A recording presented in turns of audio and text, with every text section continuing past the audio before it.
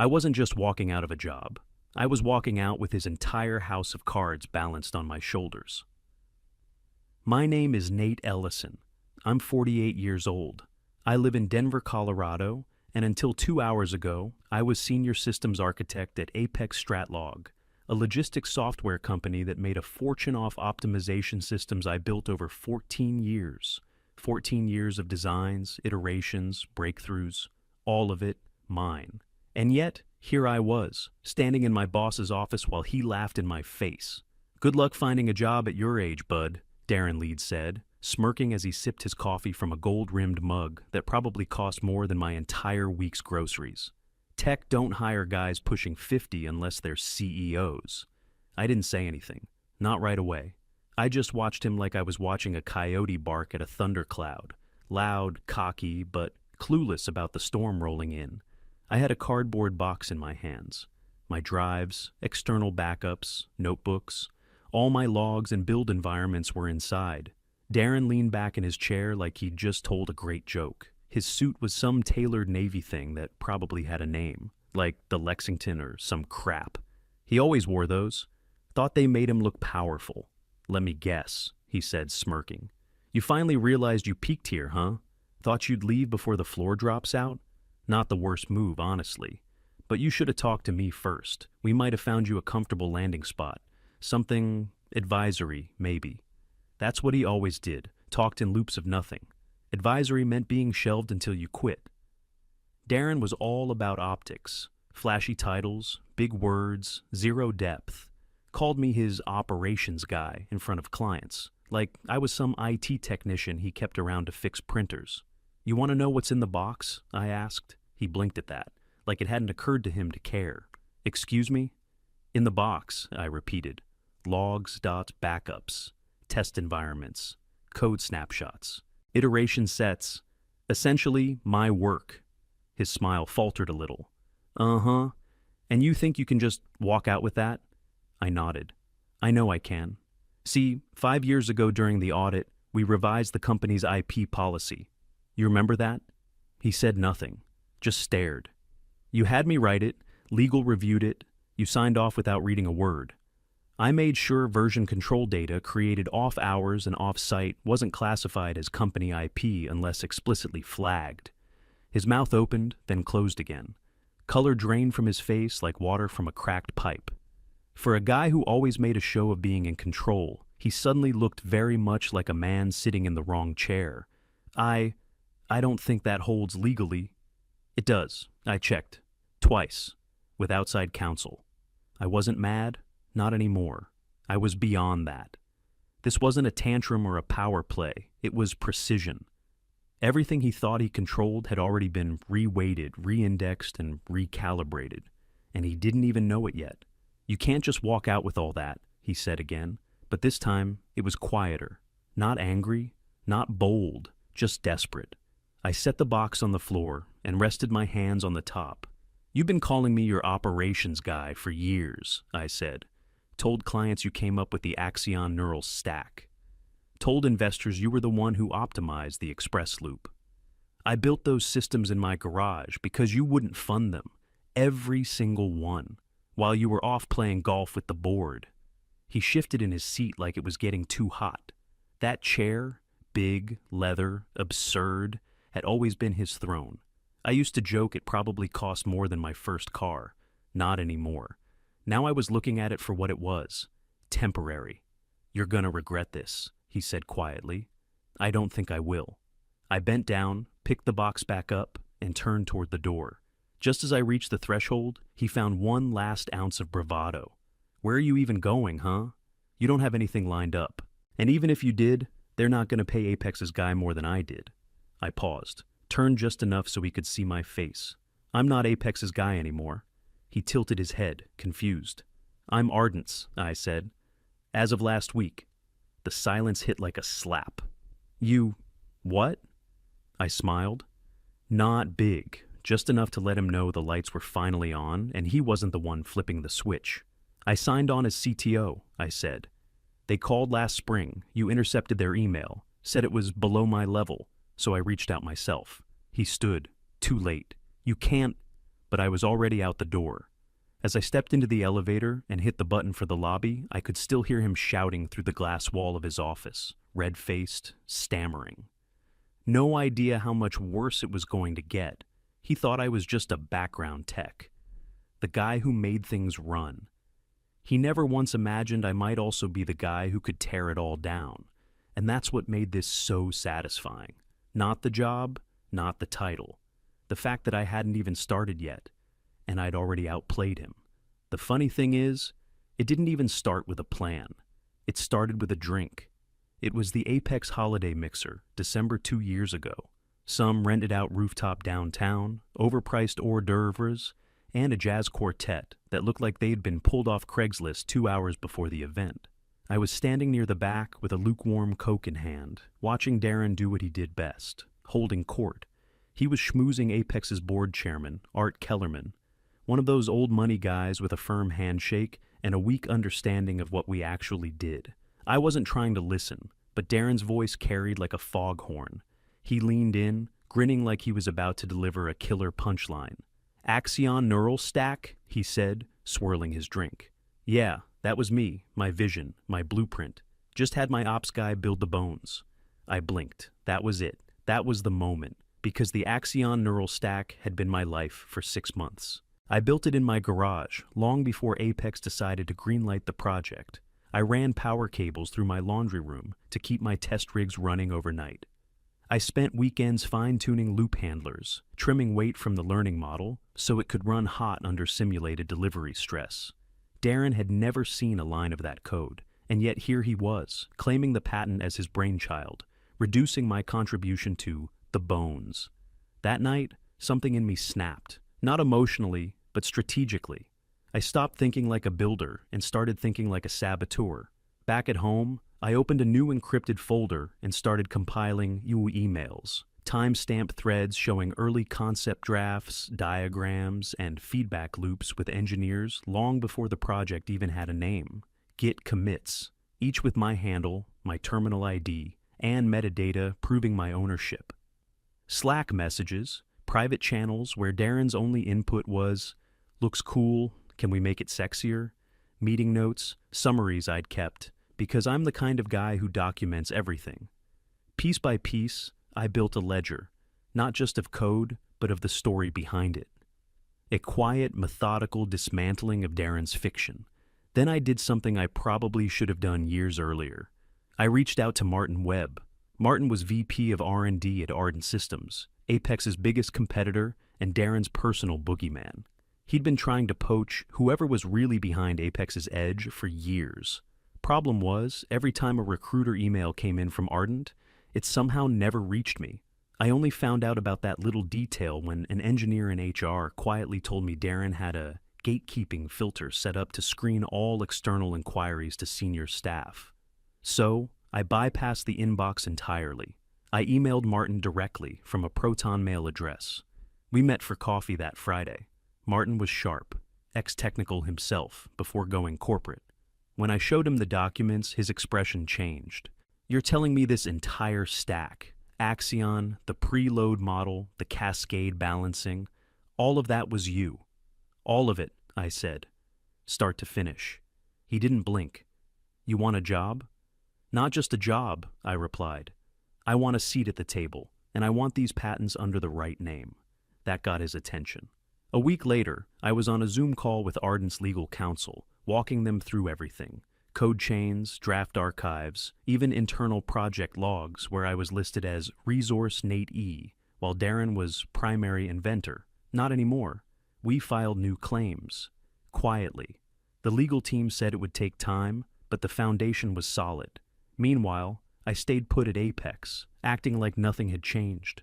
I kept coding, kept smiling, kept handing Darren just enough to keep him comfortable, but never enough to see what was really coming.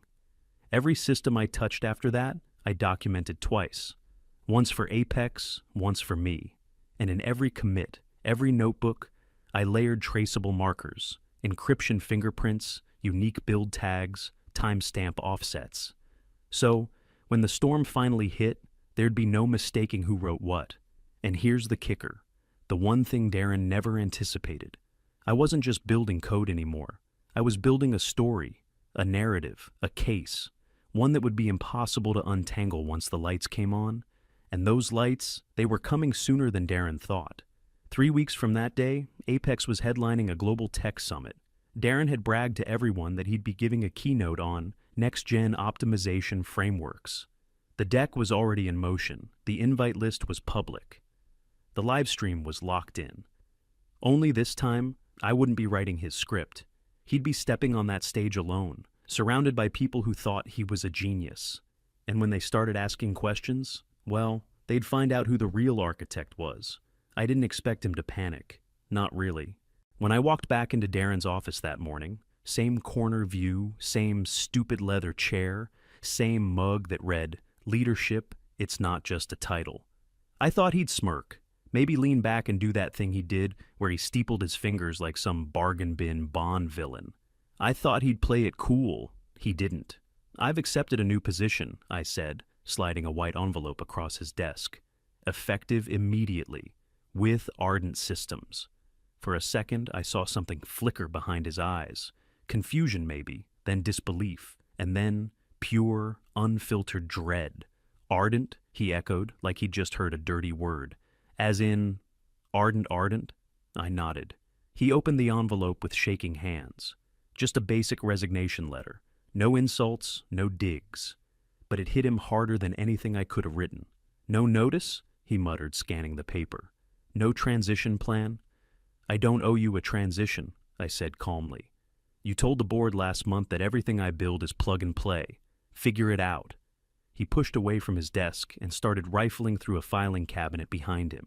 The desperation was setting in fast now, his breathing getting shallow, his words tripping over each other. "There's gotta be something. Hang on. Where's that HR policy binder?" I watched him thumb through it like he was looking for a life raft. "You can't just go work for a direct competitor," he snapped, finally landing on a page and slapping it down. "There's a non-compete." "Nope," I said. "There's not." "Bullshit," he hissed. "You said I wasn't executive level enough to justify one," I reminded him. "That was your phrasing, remember? When legal asked if you wanted me on the exec contract track, you said I was essential talent, but not C-suite." He blinked, opened his mouth, closed it again. "And besides," I added, "if there had been a non-compete, it wouldn't be enforceable under Colorado law the way you wrote it." Another thing I mentioned 3 years ago during the revision process, which, again, you didn't read. He slumped into his chair like the oxygen had been sucked out of the room. For the first time since I'd known him, Darren looked like a man who realized the ground beneath him wasn't as solid as he thought. "You're making a mistake," he said finally. His voice wasn't smug anymore, just tired and maybe a little scared. "We built something here, Nate. This company believed in you." I stared at him for a long moment. "No," I said quietly. "This company believed in you. You believed in me doing the work for you." He didn't respond, just sat there, surrounded by plaques with his name on them, awards he didn't earn, framed articles quoting him as the visionary behind systems he barely understood. I stood up and picked up my box, same one from the day before, drives, notebooks, physical logs. I didn't need them anymore, but I wanted him to see them again. Just a little reminder that I wasn't leaving empty-handed. As I turned to leave, he reached for one last card. "I gave you a platform, Nate," he called after me. "You think Arden's gonna worship you? You think you're gonna be some rock star just because you built a few systems?" I paused at the doorway, turned around. "I don't need worship," I said. "I just need the truth on record." I pushed open the glass door. As I stepped into the hallway, he called out again. Quieter this time. "You'll regret this." I didn't answer. I just walked past the bullpen, past the same half-curious glances from analysts who never quite understood what I actually did, past the HR lounge with its empty snack rack and passive-aggressive clean-up-after-yourself sign. Elevator opened. I stepped inside. Hit lobby. As the doors started to close, I saw Darren rush to the window near reception, phone in hand, already dialing someone, probably legal or PR, or maybe one of the board members he'd sweet-talked into, believing he was some kind of genius. Didn't matter, that fuse had already been lit. By the time I reached the lobby, my phone buzzed. Text from Ardent's counsel. "Patent review complete. You're the primary inventor on Axion and 3 supporting modules. Let's talk next week. I read it twice, then smiled. Not the polite corporate kind I'd been trained to wear. Not the forced corner-of-the-mouth version I used at investor meetings. A real smile, the kind you feel in your spine. Because the truth was, the real revenge wasn't quitting. It wasn't getting a better job, or the title, or the pay bump. It was this: letting the silence speak for itself.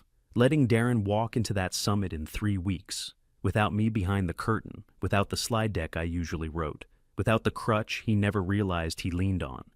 And when they asked him the first hard question, that silence would roar louder than anything I could have ever said. And best of all, I'd left breadcrumbs, version logs, commit trails, back-end doc timestamps, a digital trail leading straight to his lies. By the time they traced it, I'd be 2 steps ahead, because Darren always thought I worked under him. He never understood. I was always working around him. 2 weeks into my new role at Ardent Systems, and for the first time in years, I didn't feel like I had to prove I belonged in the room. There were no buzzwords flying around, no value synergy pitches or paradigm shift posters taped to the walls. Just engineers, focused, sharp, curious engineers who actually listened when you talked about data structure. Martin Webb walked me through the office on my first Monday. A floor of glass walls, scribbled whiteboards, and half-drunk energy drinks. He introduced me to the core team: Felix, systems architecture; Priya, predictive modeling; and Sam, API design. No handshakes pretending to mean something. Just nods, respectful, professional, like they already knew what I was about. That afternoon, I pulled up a draft I'd been working on the side for months: an architectural overhaul. A new kind of optimization layer that used constraint partitions and predictive sequencing to minimize recompute time across dynamic routing environments. Felix leaned over the table, hands on his knees, reading the schematic on the screen. After a few minutes of silence, he looked up. "This makes everything else look 5 years behind," he said flatly. Then he smiled. That was the moment I knew I was exactly where I needed to be. Over the next 10 days, I walked them through everything. The logic behind my data loop design, the buffering protocol that reduced overflow lag, even the error injection testing I used to push Apex systems to the edge, and they got it. No blank stares, no fake nodding, just ideas bouncing off the walls like sparks. Meanwhile, I kept an eye on Darren from a distance. His social media feed, once filled with smug LinkedIn essays about thought leadership and vision alignment, had started to shift. The long-winded posts were gone, replaced by reposts of generic tech quotes and vague affirmations. One post just said, "Teams win, egos lose. Leadership lessons." I had to laugh. But the real fun started in the comments. Engineers, real ones, started poking holes in his PR fog. People asked, "What framework powers your new delivery model?" And, "Are you still using recursive segmenting, or did you pivot to modular aggregation?" Darren didn't answer. Or when he did, it was word salad. We let the data speak for itself. Translation: I have no idea what any of this means, and I'm hoping you'll stop asking. He was unraveling, slowly, publicly, and people were noticing. Even on internal message boards and Git threads, I saw signs of the shift. One Apex dev posted, "Anyone else wondering what's happening with the stack updates? Haven't seen a real push in weeks."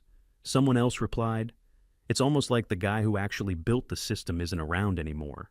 I didn't reply. I didn't need to. At Ardent, the real work was just beginning. We were iterating fast. Daily builds, test scrapes, performance benchmarks that outpaced anything I'd seen at Apex in years. The difference? Every voice in the room mattered. Nobody had to yell over someone in a $4,000 suit who barely understood what a hash map was. Felix asked if I wanted to present the new engine at an upcoming R&D roundtable. I told him I'd rather wait. Let the product speak first. He nodded. No pressure, just quiet excitement. But behind the scenes, our legal team was moving fast. Darren didn't know it yet, but the patent paperwork had already been amended and sent back to the Office of Record. I was listed as primary inventor on 4 core systems, including Axion. All the proof was there. Dates, .repos, documentation, Slack messages, digital fingerprints on every major build. And that trail, that was no accident. I had started laying that groundwork the moment I heard Darren say my blueprint at that holiday party. Every revision I made after that came with a timestamp, a shadow backup, a tag string only I knew how to trace. I didn't just want to leave Apex. I wanted to make sure that when the truth came out, there'd be no room left to spin it. And now, the truth was leaking. The conference Darren couldn't cancel, the Global Tech Summit, was right around the corner. It was still listed on the program. Next-Gen Logistics Optimization, Radical Frameworks for Tomorrow's Challenges. Speaker, Darren Leeds, CTO, Apex Stratlog. Only, he wasn't going to have the answers this time. I was already on the attendee list, front row. Let the data speak for itself? Sure. Let's see how he handles the silence when the questions come. The expo wasn't big. Not compared to what was coming. Just a regional logistics tech event in Austin. Mid-tier crowd, industry folks, professors, vendors with folding tables and branded flash drives. But Darren couldn't cancel it. Apex had already paid for the keynote slot, and he needed to keep up appearances. I watched it from my office at Ardent. We streamed it on the big screen in the war room. The team gathered around like it was game day. Darren stepped up to the podium in one of his signature suits, charcoal gray with a patterned pocket square, like he was dressing to distract. He looked tired. Not just the usual jet lag and late-night schmoozing kind. This was the kind of tired you get when the walls start closing in, and you can't remember which lie you told last. His talk was titled, Operational Evolution Through Dynamic Modular Frameworks. Total gibberish. There were slides, stock diagrams, vague arrows pointing to floating boxes labeled things like data synergy and adaptive inputs. 15 minutes in, a professor from UT Austin raised a hand during the Q&A. Can you elaborate on how your system handles dynamic input, weighting, and real-time optimization scenarios? He asked. Specifically when resource pools are throttled mid-cycle? Darren blinked, paused for 5 full seconds. Then he said, We believe in intuitive layering of operational data. A couple panelists exchanged glances. One of them, a logistics CTO from Atlanta, tilted his head and asked, What does that mean exactly? Darren smiled, like that might buy him time. But he had nothing. You could tell. He was trying to read the room, to figure out what answer would get a nod without giving anything concrete. We ensure that system flexibility remains responsive to changing conditions, he said finally. What kind of flexibility? The professor asked. Are we talking about constraints being rebalanced post-propagation, or are you reinitiating the load optimizer with new weights mid-cycle? Darren shifted at the podium, adjusted his mic. Well, the framework is modular, so we allow for strategic response buffering. A beat of silence. Then someone on the panel said it, flat, unimpressed. So, you restart the loop? That was it. The house of cards trembled, because restarting the loop is what you do when you don't have a system. It's a brute force workaround, not a solution. No one building a modern optimizer would lean on that unless they had no idea what else to do. The moderator moved to another question, but the shift had already happened. You could feel it. Darren's confidence cracked, his shoulders stiff, his voice trying to sound casual but landing somewhere between robotic and defensive. Another question came in, this one from a startup founder in Chicago. What principles are you using to manage runtime variance and constraint mapping? Darren cleared his throat. Runtime is managed using a hybrid model that adjusts based on priority layers. Which layers? She asked. All of them, he said. And the room started to murmur. Back at Ardent, Felix leaned over and muttered, He's crashing. I nodded. Live. The next day the blog post dropped. Has Apex Stratlog lost its edge? It wasn't from one of the big outlets, just a respected logistics blog with a decent following. But it spread fast. The author outlined how vague Darren's answers were, how his terminology kept shifting, how he offered zero technical detail during the entire session. Then came the thread on StackNet, a community site for engineers and system builders. Someone posted a side-by-side comparison of Darren's past talks with real patent filings. Comment after comment piled in. None of this tracks with Apex's actual code output. Everything notable was authored by a Nathan E. on the commit logs. Who was that? Wait, isn't that guy gone? People were connecting dots. The very trail I'd left behind, the logs, the timestamps, the Slack archives, was surfacing, quietly, organically. One user posted, "It's like whoever actually built their stack isn't there anymore." Still, I said nothing. I didn't need to say a word. Inside Ardent, our team knew what was coming next. Darren was outmatched, outclassed, and most importantly, alone. He was standing on a foundation he didn't pour, in a house he didn't build, trying to explain blueprints he never read. And that conference coming up, the global one, the real deal, he couldn't back out, couldn't send someone else, couldn't fake his way through another talk with buzzwords and recycled slides, because this time, the crowd would be real. Engineers, developers, professors, people who didn't clap just because someone had a fancy title. And I'd be there, front row, no script, no backup. Just Darren, a stage, and the questions he couldn't dodge anymore. Let the unraveling begin. The ballroom at the International Conference on Computational Systems was massive, 2 floors below ground level, in a Vegas hotel that smelled like polished marble and corporate ambition. Over 2,500 engineers, data scientists, and CTOs from 500 companies had gathered. Tech royalty in slacks and Allbirds.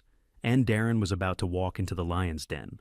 His talk was listed as Next-Gen Logistics Optimization, Radical Frameworks for Tomorrow's Challenges. Flashy title.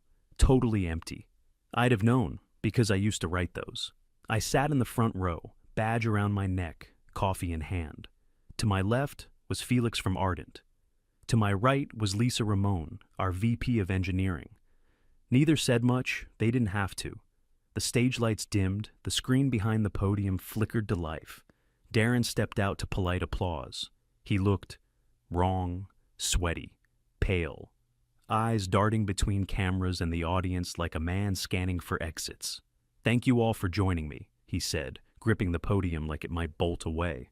"I'm thrilled to share how Apex Stratlog is reshaping the logistics landscape through bold, modular innovation." His first slide popped up. It was garbage, a flowchart with meaningless arrows connecting buzzwords. No math, no logic trees, just words like throughput velocity and synergistic parcel streams slapped into rounded boxes. I felt secondhand embarrassment and secondhand satisfaction all at once. He babbled through his first 10 minutes. You could hear the chairs squeaking as people shifted uncomfortably. A few took notes. Most just watched, trying to figure out if this was performance art or a technical talk gone sideways. Then came the Q&A. First hand up. A guy from NVIDIA. Serious voice, serious brain. "Can you walk us through how your system manages constraint graph behavior under resource-limited conditions?" Darren blinked. "We utilize a modular strategy to address those scenarios." Dead silence. The guy furrowed his brow. "Modular? How? Are you using heuristic pruning, or do you segment based on node criticality?" Darren's eyes twitched. "We combine both approaches. We adapt in real time." Then the next question. A woman from MIT. "In your latest white paper, there's no mention of dynamic buffering. Are you assuming zero latency conditions, or are you smoothing packet delay?" Darren opened his mouth, closed it, tried again. "We take a flexible approach. We respond to latency organically. We don't force structure onto the system." A few people in the audience glanced at each other. Someone in the third row muttered, "What the hell does that even mean?" Lisa leaned toward me. "He's toast." Another hand. "What's your equation for reweighting prediction paths when endpoint priority shifts mid-loop?" Darren stammered. "We don't rely on static weights. We let the network guide its own optimization." "You're describing a black box," the guy said flatly. Darren's neck flushed red. "We believe in intuitive design," he offered weakly. That was it. The point of no return. Question after question came in. Some from students, some from researchers. And Darren's answers got worse and worse. A broken record of vague phrases and empty jargon. He started sweating visibly. One sleeve of his suit had bunched at the shoulder. His voice cracked once. And then, the twist. Someone stood up in the fourth row. "Lisa." She took the mic from the aisle usher. The whole auditorium turned. "I think I can clarify," she said. Calm, composed, deadly. Darren froze, like he was seeing a ghost. He recognized her. Of course he did. They'd met at investor mixers, though he never remembered her name. She turned slightly and gestured toward the front row. I'd like to introduce you all to someone. This is Nathan Ellison, Chief Technology Officer at Arden Systems, and, until recently, the architect behind Apex Stratlog's optimization framework.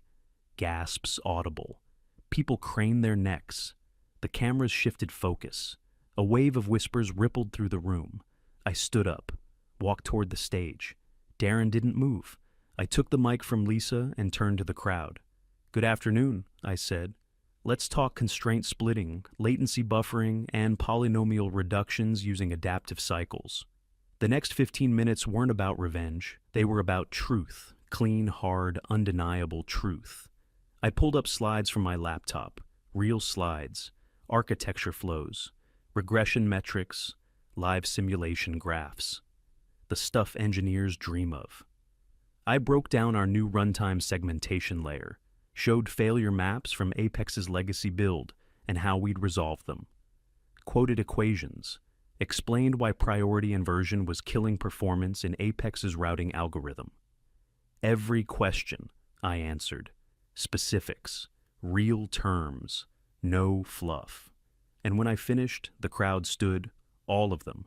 Applause loud enough to drown out the voice in my head that had doubted this would ever happen. Then Lisa took the mic again. "One final question," she said, turning back to Darren. "Would you care to explain why someone else was presenting your work for the last 14 years? He didn't answer. He couldn't. And in that silence, everything shifted. Because the collapse wasn't loud, it was surgical. I stood behind the podium, mic clipped to my collar, the hum of the room settling into total stillness. The moment Lisa introduced me, Nathan Ellison, CTO at Arden Systems, the entire ballroom had shifted. Eyes darted from her to me, then back to Darren, who looked like someone had pulled the rug, the stage, and the air out from under him all at once. He hadn't moved, still frozen beside the big Apex banner, like a man waiting for someone to shout, "Cut," and call it all a prank. But this wasn't a prank. This was the reckoning. "Good afternoon," I said, my voice calm but clear. "Let's talk about what logistics optimization actually looks like, under pressure, at scale, and in the real world." I brought up my own slide deck, clean, sharp, fully loaded with its architecture maps, load distribution graphs, and real-world performance stats. My system, my framework. What I'd been building since before Darren even knew what the term constraint splitting meant. First slide, constraint architecture. I broke it down simply. How we isolate bottlenecks using a layered propagation model that reroutes in real time. Then I moved to latency buffering, our approach to reducing jitter in unstable bandwidth environments without sacrificing output speed.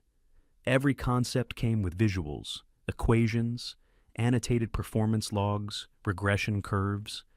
Nothing flashy, just substance. The kind you don't need to hype when it works. I could see people in the audience nodding, taking notes, snapping photos.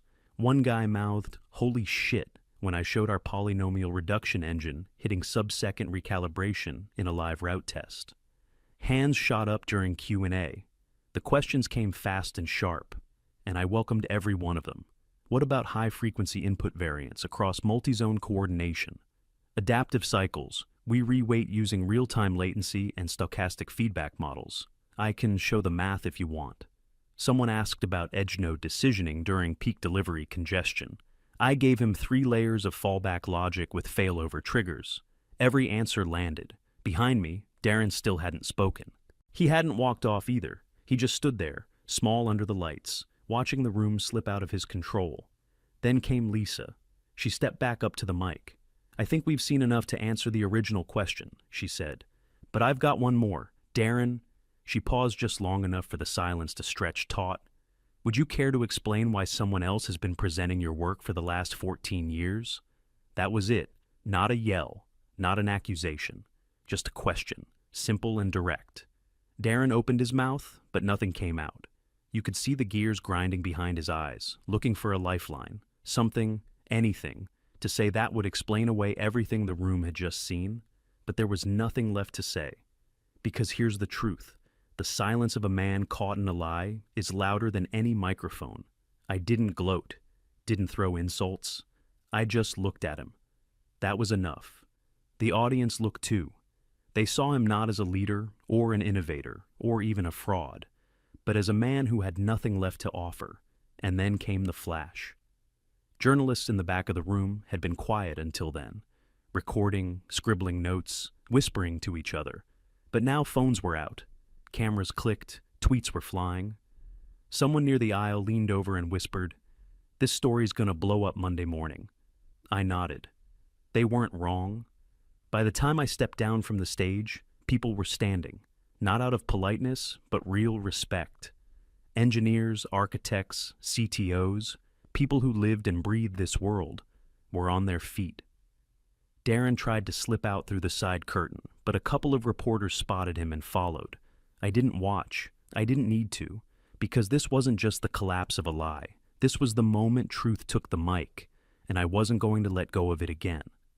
Darren tried to spin it, of course. In the post-conference interview, one of those slick backroom setups with a sponsored mic flag and a nervous tech journalist, he leaned into the camera with that old fake confidence and called it a collaborative environment with fluid ownership. His exact words, "You know, when you build innovation at scale, credit becomes a shared currency.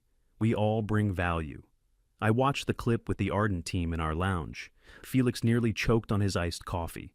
Lisa just shook her head. "Credit becomes a shared currency," she said. Deadpan. He should put that on his tombstone. But the spin didn't work. Not this time. Within 24 hours, the first domino fell. One of Apex's biggest clients, a global freight company, announced they were suspending their contract pending internal review of development leadership credibility. I'd worked on that account for 2 years. They knew exactly who wrote the system they relied on, and now they knew where I was. By the end of the week, 2 more clients paused engagements. Apex's stock dropped 31% in 5 trading days. And for the first time since I could remember, Darren went quiet. No LinkedIn posts, no keynote announcements, no press releases, just silence. Then came the legal action. The IP firm Ardent retained, Real Killers, No Fluff, filed to revise 6 patent records. They listed me as the primary inventor on every system that had been marketed under Darren's name. Axion Neural Stack, Path Logic Core, Redline Runtime Framework. All of it. The documents included everything: commit logs, Slack transcripts, internal emails, Git timestamps, even Darren's own text messages that read, "Nate will take care of the build. I'll package it." The patent office accepted the complaint for review within 48 hours. That's when Apex went into PR lockdown. No updates on their homepage, no social media activity. Their careers page disappeared completely. 2 weeks later, I checked the executive bio section on their website. Darren's name was gone. No announcement. Just wiped, like he'd never existed. But the final hit didn't come from a lawyer or a journalist. It came in an envelope. It was a plain white letter, no return address, postmarked from Chicago, where I knew Darren lived. I opened it at my desk, half expecting it to be some cease and desist last gasp. It wasn't. It was handwritten. Careful, cursive, tight spacing. The kind of penmanship that felt like it took effort. I told myself for years that I deserved the credit because I could sell it, but you were the one who built it. I'm sorry. Darren. No salutation, no closing, just that. I read it twice, then set it down. I wasn't angry. Not anymore. He had finally told the truth, but the timing didn't change the outcome. You don't get absolution after the market crashes and the spotlight moves. You don't get to rewrite history when you're the reason it needed rewriting in the first place. At Ardent, things had shifted fast. After the conference, our demo requests tripled. Recruiters stopped sending feelers and started begging. Clients I hadn't talked to in years reached out directly, congratulating me and asking about Ardent's roadmap. We had meetings with FedShip, Translogix, even a European supply chain think tank that wanted to license our predictive engine for city routing models. But the part that hit me hardest, our junior engineers started copying me on their builds. Not for sign-off, but just because they wanted my eyes on it, like they saw me not as the operations guy or the backroom coder, but as someone who mattered out in front. Felix started calling it the Nate effect. Martin Webb pulled me aside one day after a team sync and said, "You know what your real revenge was? You made it undeniable." And he was right. I didn't burn Apex down. I just stepped out of the shadows and let the lights do their job. Now, Darren was gone. Apex was bleeding. And Ardent? We weren't just playing catch-up anymore. We were leading, and I wasn't in the background this time. I was the face of it. 6 months later, I stood on the same stage where Darren had unraveled. Only this time, the seats were full for a different reason. I wasn't here to cover for someone. I wasn't writing scripts behind the scenes or debugging someone else's demo last minute. I was the keynote, the closer. The name printed in bold at the top of the program: Nathan Ellison, CTO, Ardent Systems. Constraint Harmony, designing the next leap in predictive logistics. I adjusted the mic, looked out over the crowd, some familiar faces from the last conference, some new, and felt that quiet, grounded thing in my chest again. Not nerves, not ego, just certainty. "We've spent years treating optimization like it's a fixed formula," I began. But real-world systems don't care about formulas. They care about volatility, about supply shocks, fuel costs, late drivers, snowstorms in Ohio. And if you want to beat the chaos, you don't predict the noise. You learn to adapt faster than it can spread. Slide 1 lit up behind me. A full breakdown of our hybrid engine, the one we'd been building at Ardent ever since the dust settled. Predictive layering fused with real-time adaptive rerouting. No buzzwords, just solid design. Something Apex could never have imagined, let alone shipped. I walked them through the stats. 83% reduction in route planning time, 47% improvement in delivery precision under unstable conditions, more than double the recovery rate after input disruption compared to industry benchmarks. But the numbers weren't the story. The real story was who built it and how. "This system wasn't made by a lone genius in a garage," I said, smiling a little. "It was built by a team of engineers who respect each other, challenge each other, and," I pointed at the back row where Felix and Lisa were seated, "actually know how to listen." I paused there. Let that hang. Because that, more than anything, was the difference. At Apex, I was the quiet shadow. At Ardent, I was the architect and the voice. I got to see ideas become systems and systems become products. Not through politics or credit hoarding, but through collaboration, through real leadership, and the industry noticed. By the time I stepped off that stage, 2 Fortune 100 companies had already messaged Lisa asking for demos. Our booth was packed for the rest of the day. One VC, who'd ignored our calls 3 years ago, asked for a private meeting, said he'd misjudged the landscape. I almost laughed. Back in the green room, someone handed me a bottled water and said, "You just made Apex look like an old fax machine." I didn't argue. Later that night, after the applause faded and the cameras shut off, I sat at the hotel bar with Felix and Lisa. We didn't talk much at first, just sipped bourbon and let the weight of everything settle. "You realize," Felix said eventually, "you've gone from being the guy behind the curtain to the guy everyone's quoting tomorrow." I thought about that for a second. "No," I said. "I think I just finally stepped out of the wrong room." We toasted to that. And here's the thing no one tells you about revenge. It's not always fire and fury. Sometimes it's just doing the work. Proving, quietly but publicly, that you were never the problem, that the ones who ignored you, who stole from you, who told you to stay in your lane, they were just betting on the wrong future. Now I was building the right one. As the night wound down, my phone buzzed with a dozen new messages. Reporters, partners, 2 speaking invitations, even one from a university asking if I'd guest lecture. I ignored them for now. Instead, I opened the photo Lisa had taken earlier.